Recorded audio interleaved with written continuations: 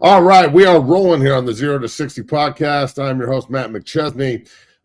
Today we've got a very special guest on the big guy's birthday. It's like a birthday show. My man Brendan Schaub is in the house from Thick Boy Studios. The Schaub Show, you can find it on Spotify and Apple Podcasts, all over social media.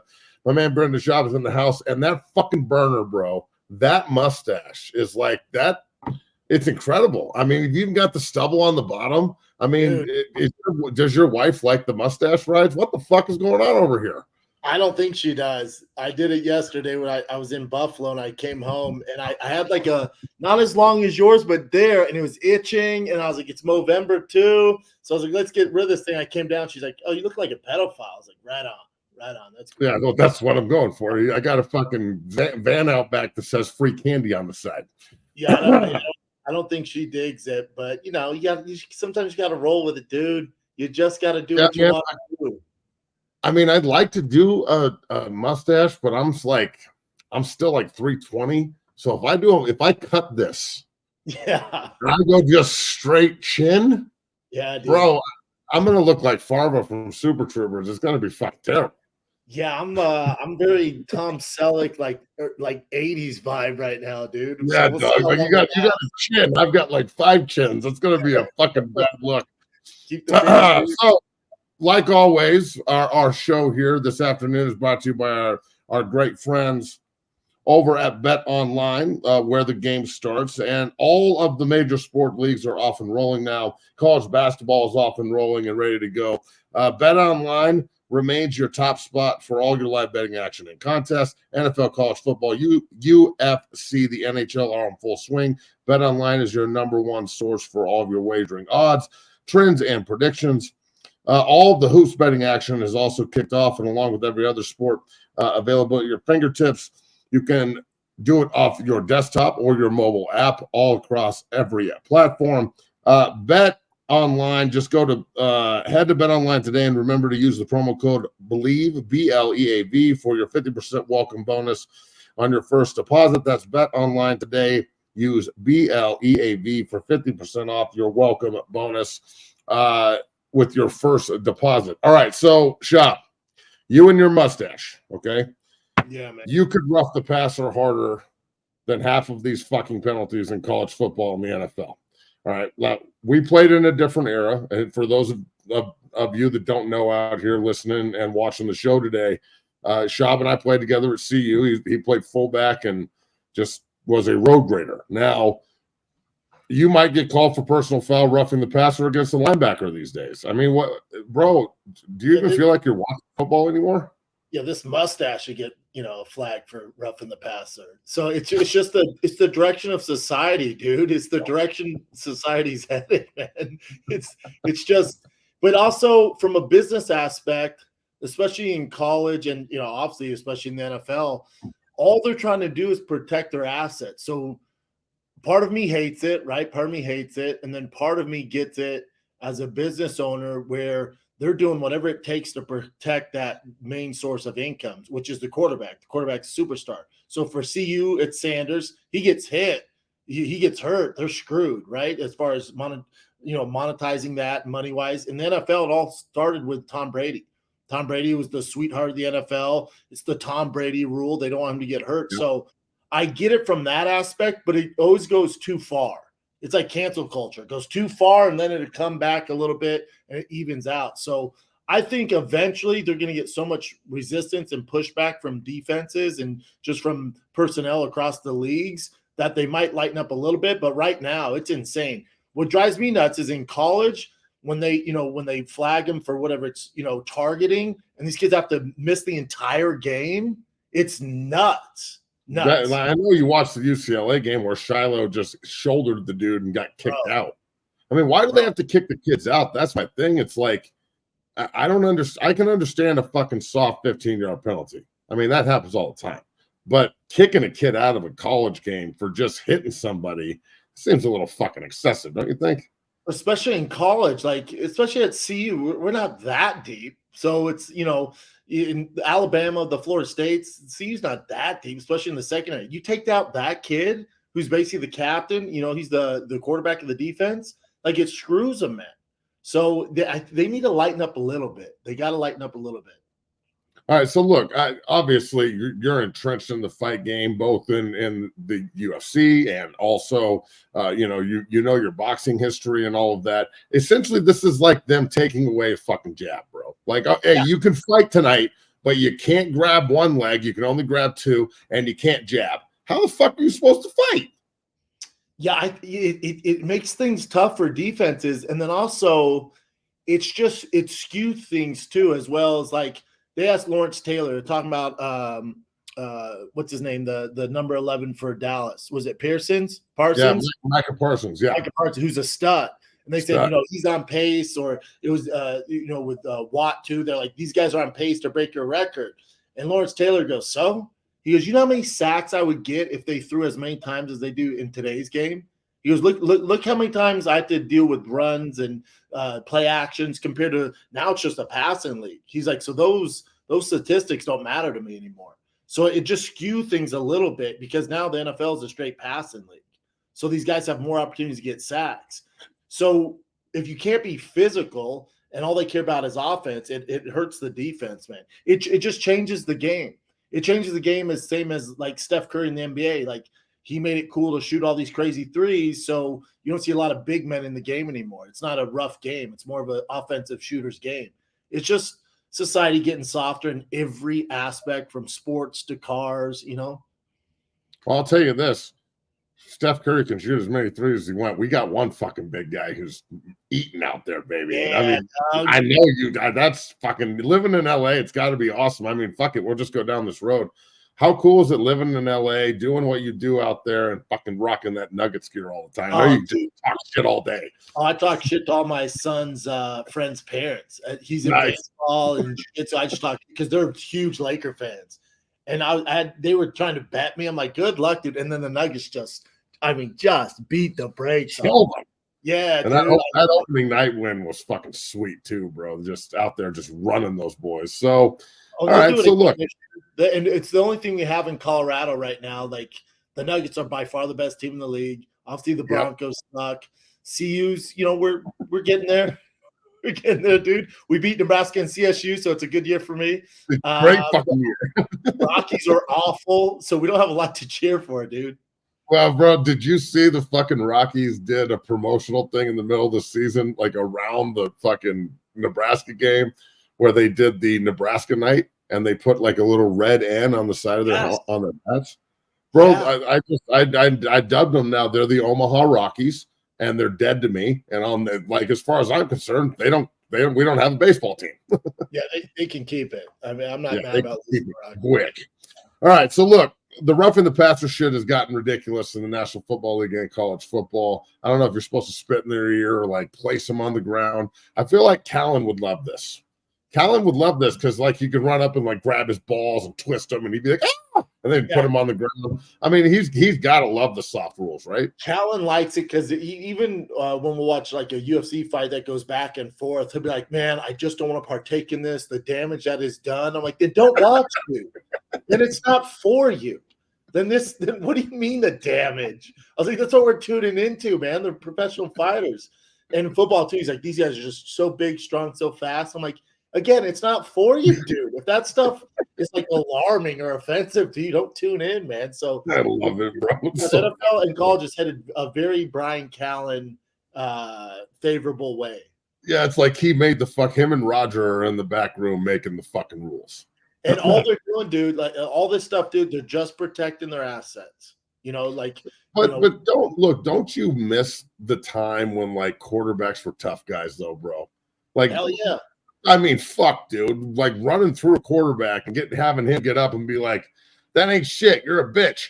That's what it's all about. Now it's like a flop league. It's like LeBron's playing quarterback at every fucking franchise. It's in all facets besides mixed martial arts. You can't that there's nothing you can do. So it's in all assets of all sports. All of it's getting kind of softer. The last like tough ass quarterback was Phillip Rivers.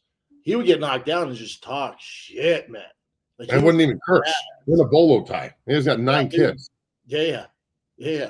You imagine how hectic his house is? 9 fucking kids. Insane, dude. Insane. And look, think about this. Antonio Cromartie's got like 11 kids that he knows of, and Travis Henry, God knows how many kids he has. Oh, dude, I thought you were about to say Travis Hunter. I was like, Travis Hunter has a ton of kids? Shit. Travis Hunter doesn't have any kids yet, I don't think. Yeah, I mean, he's made a couple teams. He's a couple teams daddy, but I don't know if he's had any kids yet. Okay, Travis Hunter, bro, going that way. All right, let's get into the Buffs.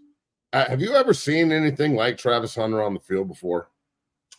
No, I'm trying to think. I was young when Dion did his thing. I was really young, but obviously I was a super fan. So Dion's the closest.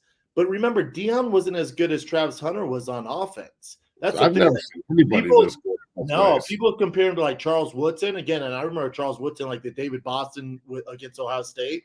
Yeah, Travis Hunter, yeah, they've straight up fought, but Travis Hunter on offense is a real like super weapon. Those other guys were little specialists. They were good and it was cool to see, but Travis Hunter is the best player on offense, the best player on defense. The only argument is, and it's not an argument for me, but would he be even that much better at cornerback if he wasn't playing as much on offense? Like, is that affecting his, capacity to perform as good as he can on defense?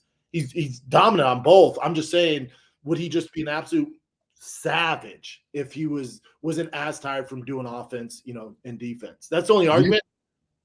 Do you think this is going to open it up for more guys to do this though? Because as a fighter, like you have to be an offensive fighter and a defensive fighter. You have to do both. On the basketball floor, you have to do both. Hockey, you have to do both. Baseball, I'm not really sure what the fuck they're doing. But football, like I played both ways, but I never played both ways in a game. Like I played both ways, but I wasn't playing fucking guard every play and then taking a drink and playing nose tackle every play. I don't know if you can do that shit. No, guys are too good, especially in the NFL. College, you can get away with it, and then when you get to the pros, it's going to be a little more challenging for them. They're too good.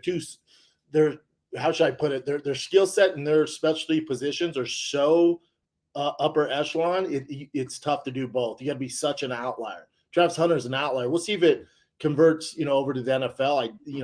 Maybe not to this degree, but a little bit. But he's such a freak, and the NFL is so competitive.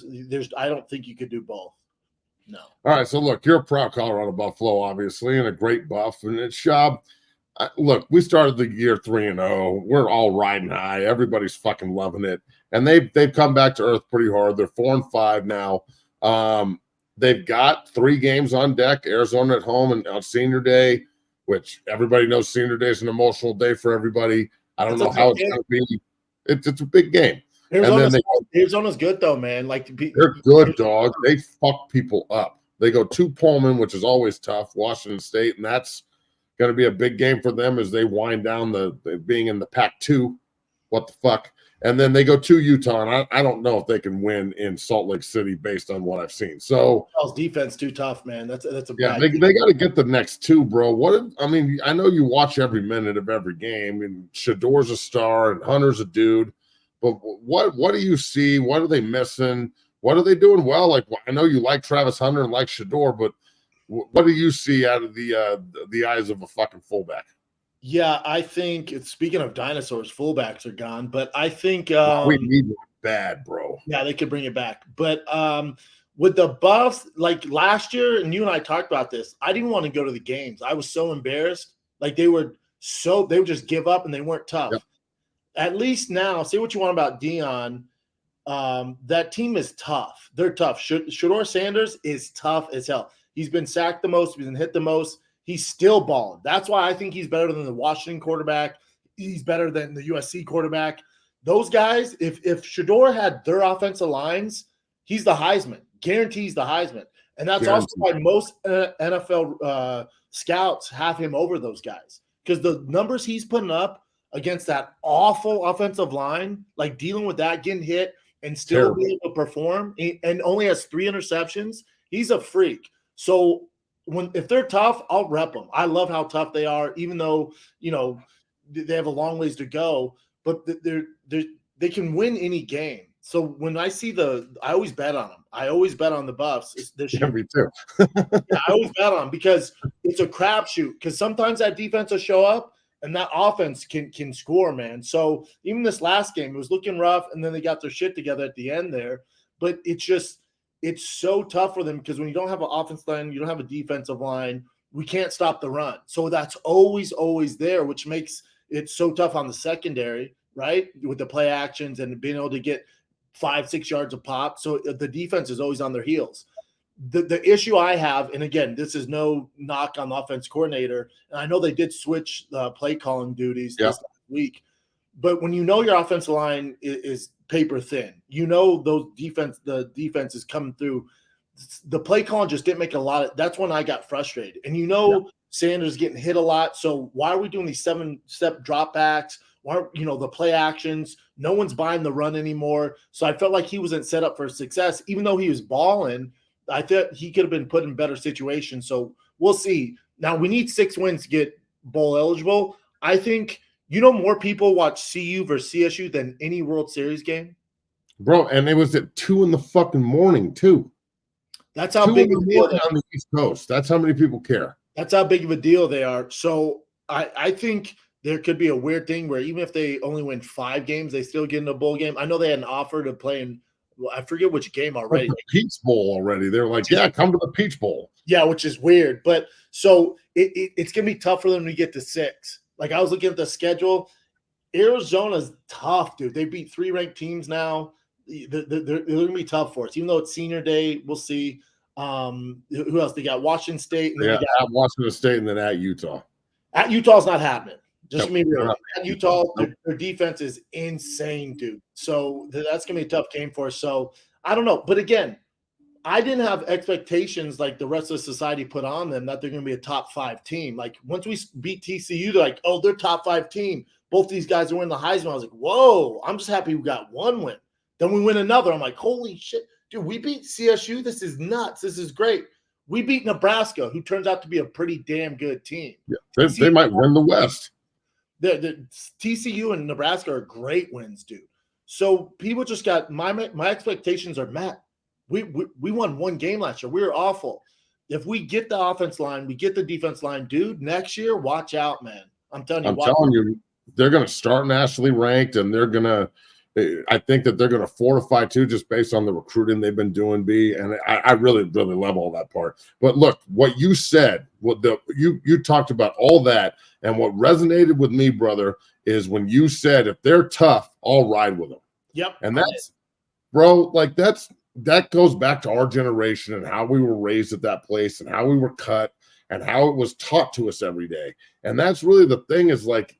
If I could say anything to that group, if you could be in front of them, say anything to that group, it's not about scheme and X's and O's and shit. It's about, are you going to stand face to face with this other fucking dude in pads and take it to him, or is he going to take it to you? Because I feel like so much of our problem is that the toughness aspect of it. Like, do you think that's something that's teachable, bro, or do they have to recruit and transfer portal the right guys? I think it's both. I think it's a bit of both. I do think you can teach that, and it's part of the program. It's part of our program. It's part of the program that Saban runs. You see these other, Harbaugh is the exact same. His teams are tough, dude. So I think you can, they're tough as they get. We were as tough as they could get. Like you might beat us. Like who was it? Oklahoma beat us 50-3, but they were in a fight. Like, there's no way they jumped in the showers like, oh, we're going to play tomorrow. No. You still got your licks in. Like, we never gave up. So I think it is a mentality, and Deion has that mentality. Deion's as tough as they get. They just need the skill at offense, defensive line. And once we have that, it's game on. And the other thing that scares me towards the end of the year is Shedeur Sanders is so goddamn tough, but you can only take so much. He's been hit so many times. So as the season goes on, it's going to get tougher for him. That's what scares me. He'll be all right. And this is the other thing that scares me is Deion has taken over the sports world. Everybody's talking ESPN, even though we've lost 4 in a row, ESPN's still highlighting us. We're still in the marquee games. The only thing that scares me, because I don't know Deion personally, the only thing that scares me is there's some job openings in the NFL with the Raiders. You're going to see these other job openings. how long before they come sniffing around and try and take Dion from us? So you back up the Brinks trucks.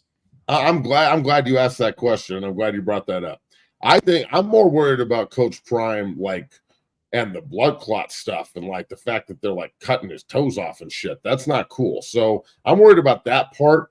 But based on the recruits that I work with Talon Chandler, a big time recruit offensive line kid out of Missouri that they got committed. Who's the point of the spear, right? He's the first commit. He's the one trying to get all these other kids committed.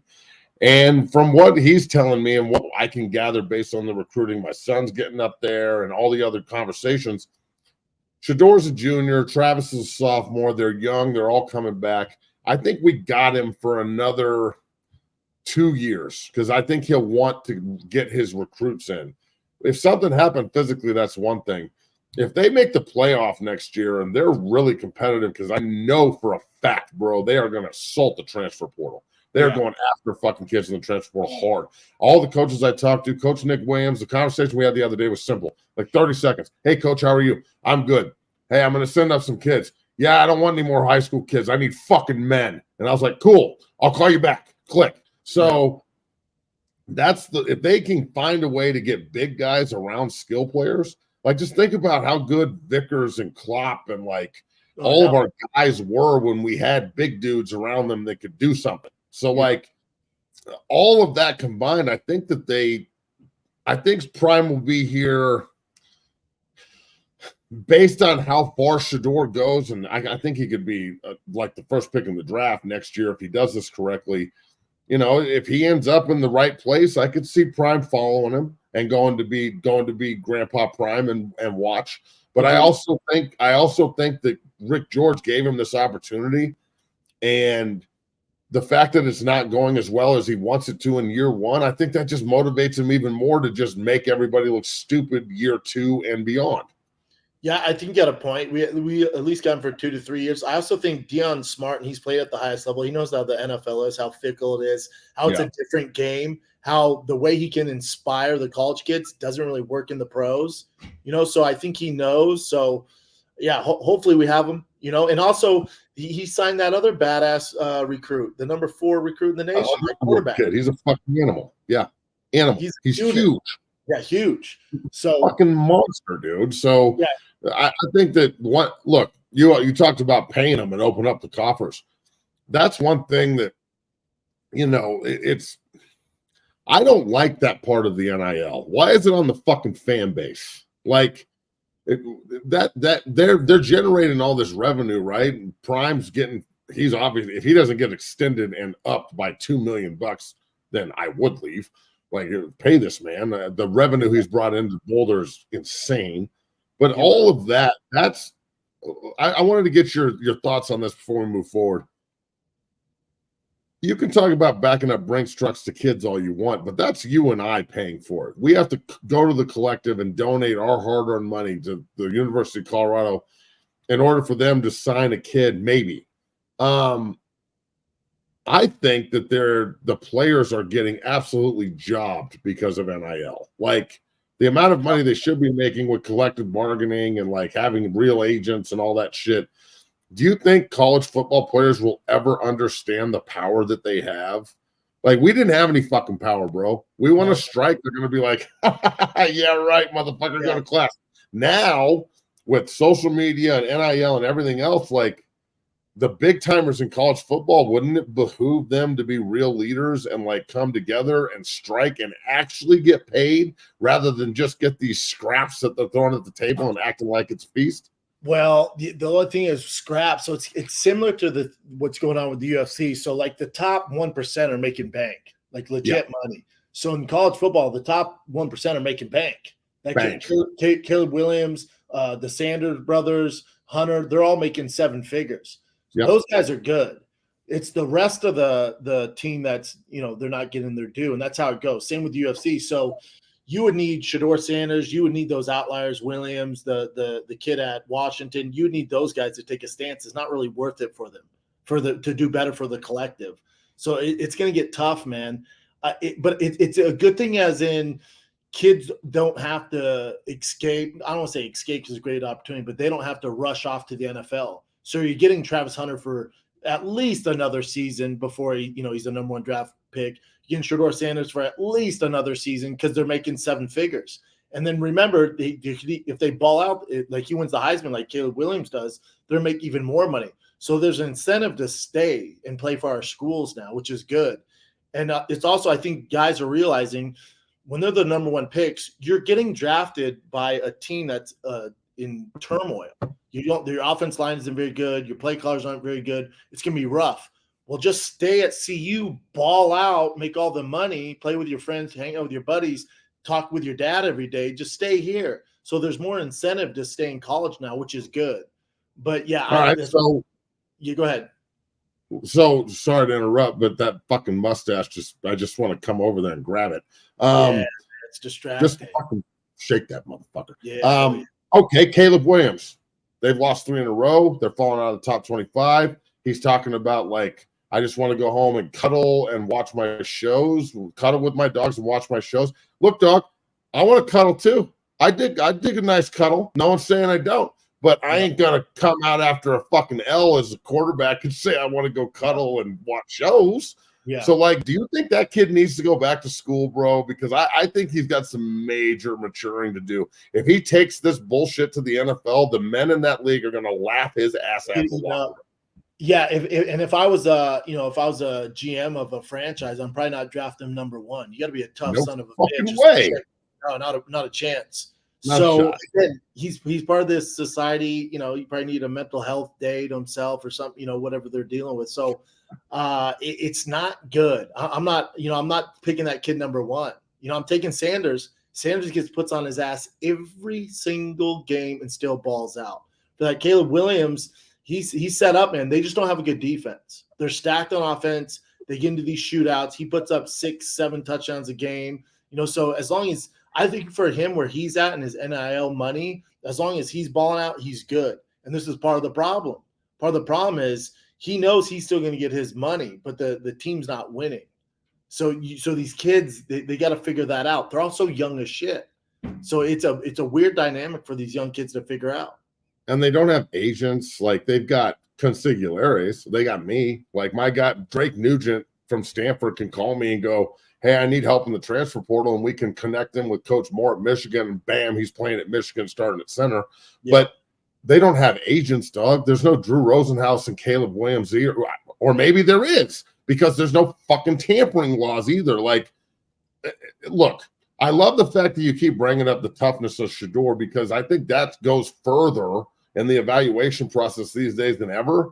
I'm drafting number one. He's tougher than all these. Dog. Dude, look, the CSU game when he got fucking hit by 6, and it was late, but not in my era. In my era, in our era, that was just a good, clean football play. It was a fair penalty. They kicked him out, but Shedeur got up. I know you saw this shit. He got up. He spit blood.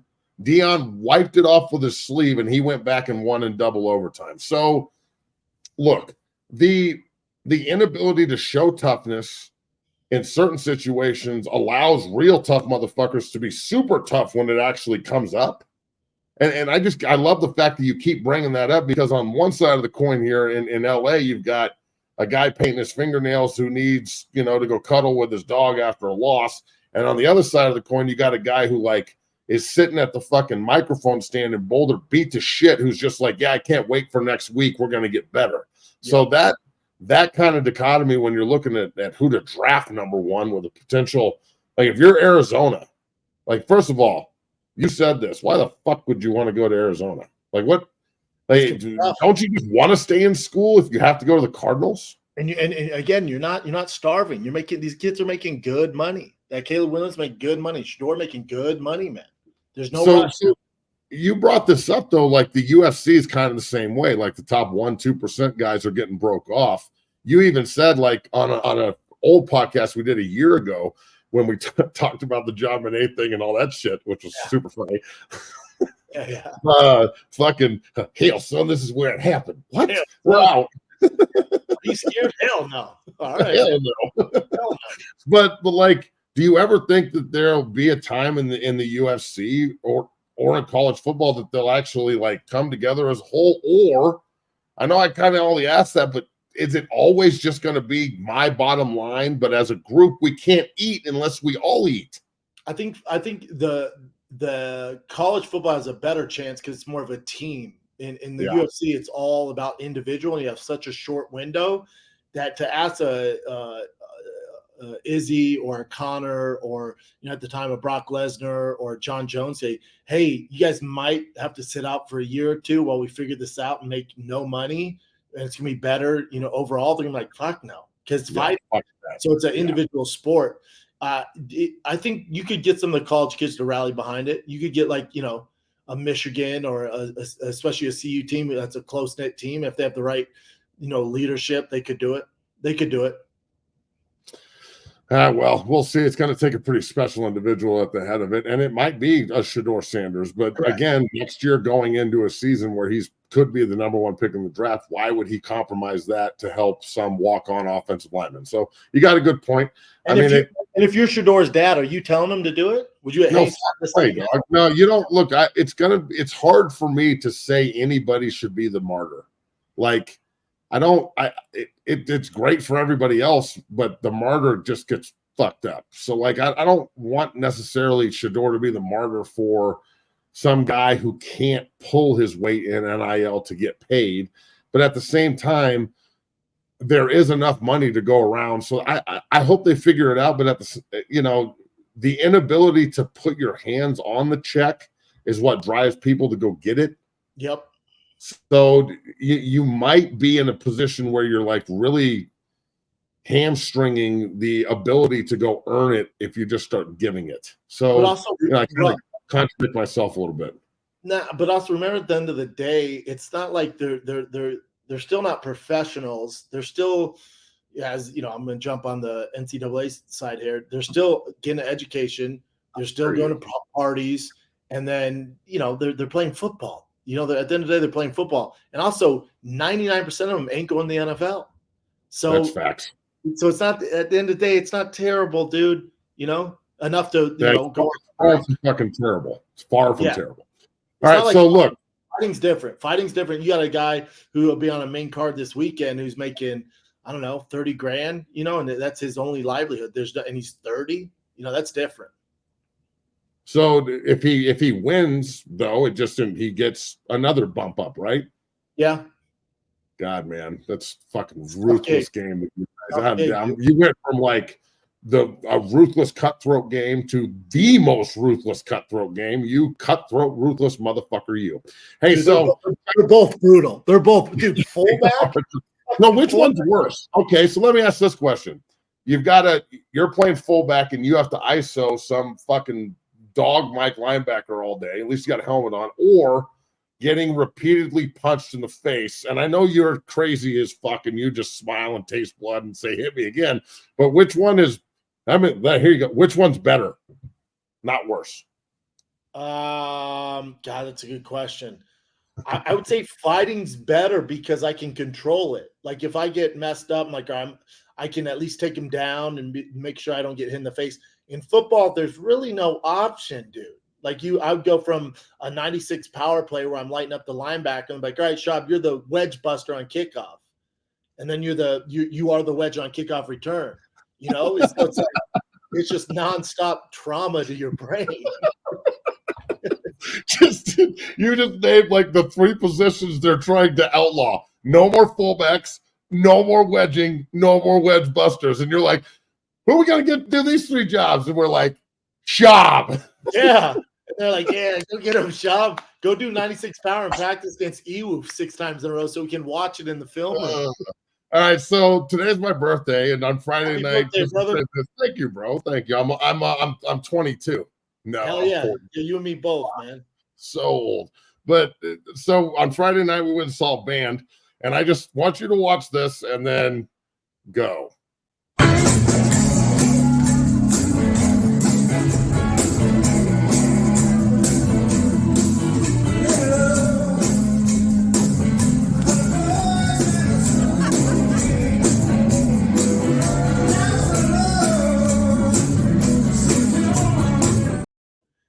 Now I'm a fucking rock star on top of being an ex-athlete. I don't know, man. I think I got the cowbell down.